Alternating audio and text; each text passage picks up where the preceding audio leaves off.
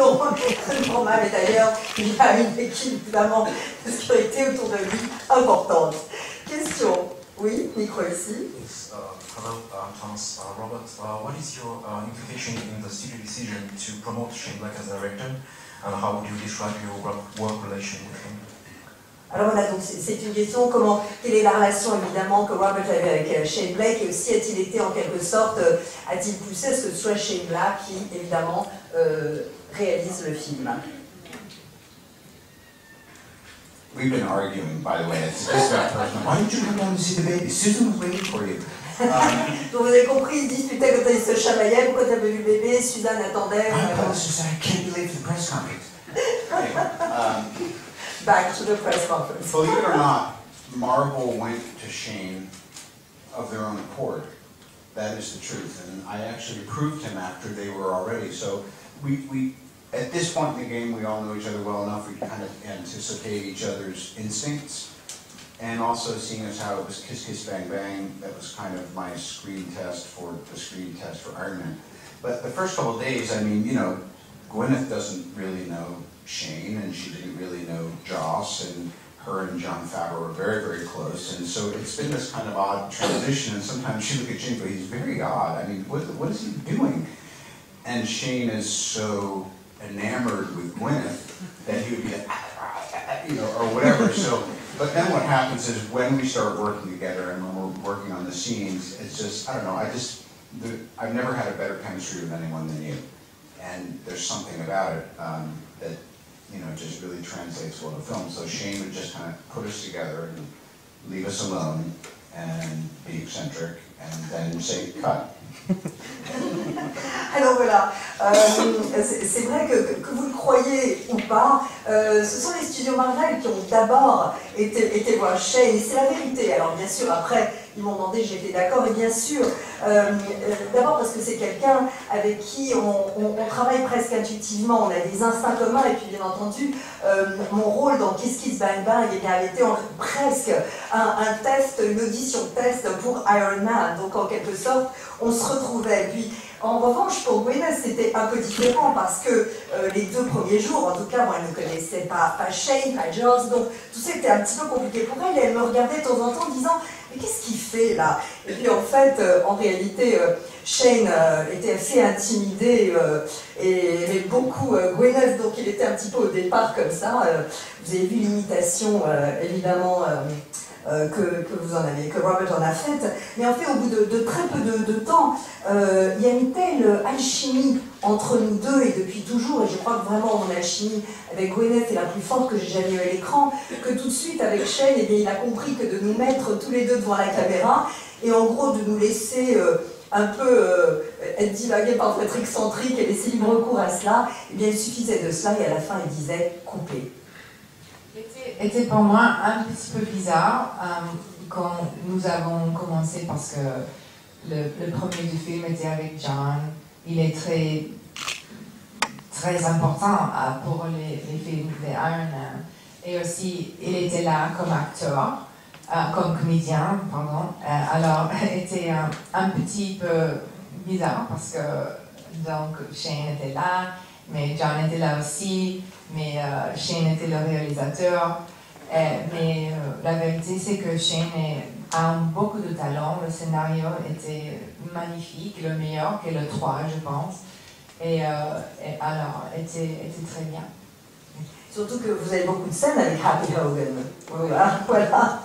Autre question là-bas.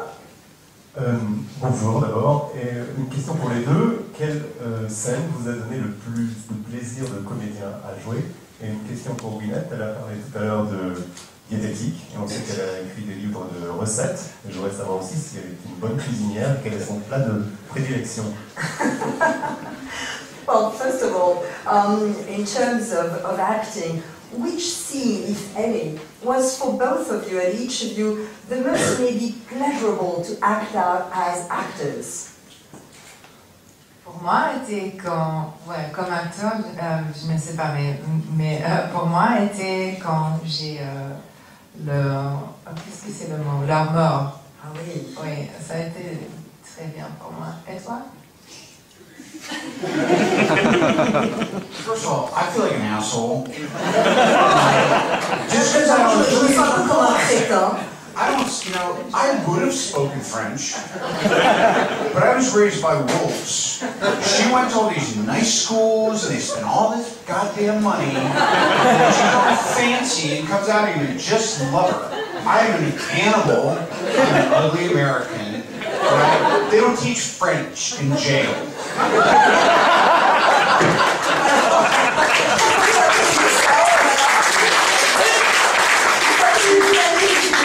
Voilà, par rapport au français impeccable de Gouéneuf, qui bien sûr est allé dans le meilleur des écoles, et que évidemment là-bas on apprend le français, alors que lui se sent comme une sorte de bête et d'américain un peu bête ici, car on n'apprend pas évidemment le français en prison.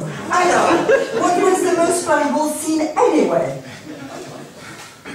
Now that you've said it, feeling better? We had a steam shower scene. It was a 3-day shoot. They didn't use any of it. They said the kids can watch it. Alors voilà, vous l'avez compris, 3 jours de tournage dans un sauna, bien sûr.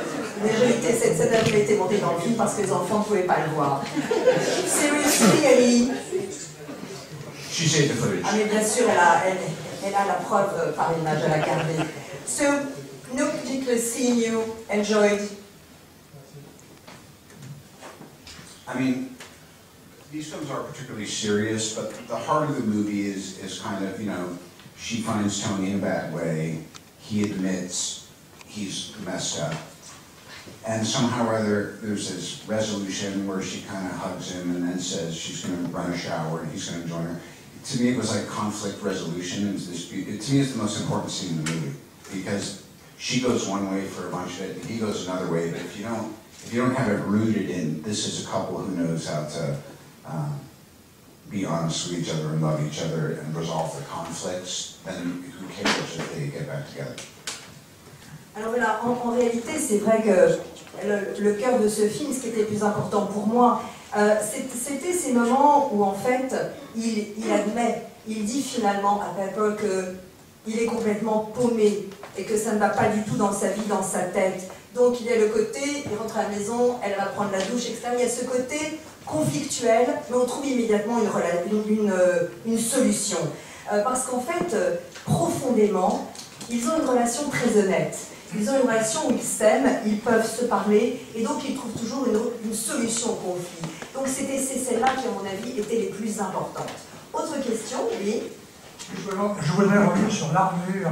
Il y a une expression française, le défaut de la cuirasse. Je me demande si ce film, c'est pas justement un film sur le défaut de la cuirasse. L'armure ne fonctionne pas.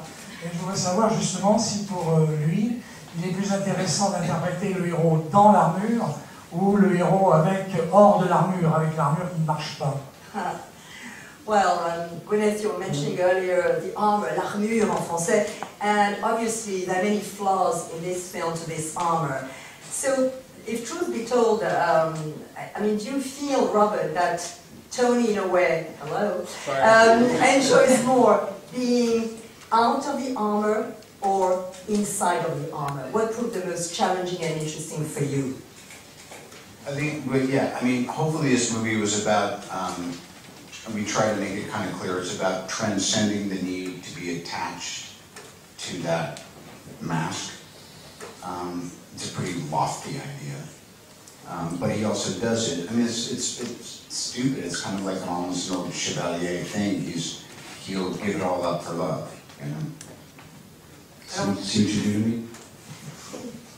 Voilà, alors bien sûr, on voit très bien que Tony est complètement, profondément, presque obsessionnellement attaché à ce masque qu'est l'armure. Mais évidemment, comme un chevalier en quelque sorte, on voit tout de suite qu'il est prêt à baisser les armes, à enlever cette armure. Vous voyez ce qu'elle me fait, l'effet que cette femme me fait. Alors, autre question, et ce sera l'avant-dernière. Oui. Il m'a semblé que le film pouvait aussi se voir comme une parabole sur l'addiction à la technologie et comment on peut se sentir mieux si on s'en débarrasse et si on la maîtrise. Je voulais savoir si ça vous a frappé dans le scénario et si c'est des questions que vous pouviez vous poser l'un et l'autre. dans votre pratique quotidienne de la technologie? Well, obviously, the film could also be seen in a way as a parable for technology and how we are, in a way, addicted to technology. Is that a question that you feel the film actually poses? And is it a question that both of you sometimes address in your private lives as well? Avec mes enfants, c'est impossible. Ils sont complètement addictés à le petit iPod. Je ne sais pas, c'est horrible. Je les demandais une question, ils sont toujours comme ça. Mais ça, c'est le monde maintenant. Alors, je pense qu'on a besoin d'adapter un peu, mais c'est pas fantastique avec les enfants. We were at a Moroccan restaurant last night with some friends, and Gwyneth joined us. She graced us with her presence. 5 minutes later, we were buying her Paris city app from Goop. It's not out yet. Well, and how do we buy it? Oh, we bought the London one. The front of Paris isn't out yet. So it really is funny, you know, like 5 years ago, things were one way, and now it's like she's very kind of entrenched in this as a way of doing business, as a way of doing stuff, you know.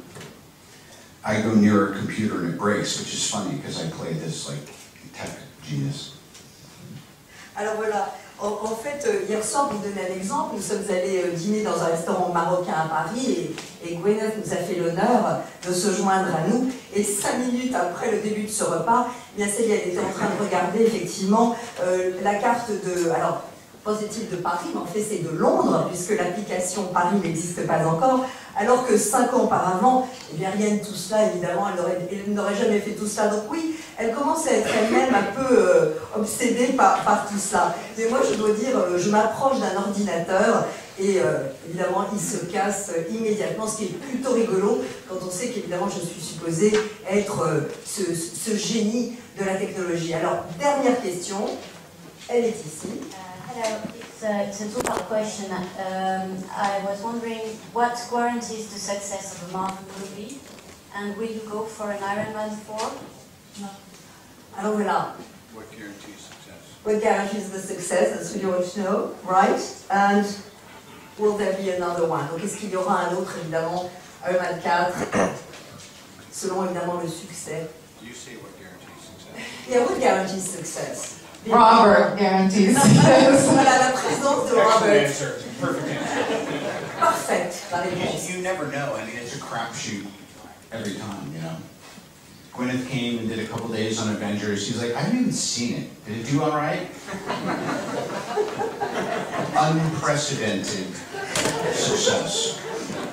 Alors voilà, on ne sait jamais, vous savez, c'est un peu comme au casino. D'ailleurs, Gwyneth Paltrow. She and I are the secret sauce. We don't want to boast, but we are the secret sauce. As far as the future, who knows?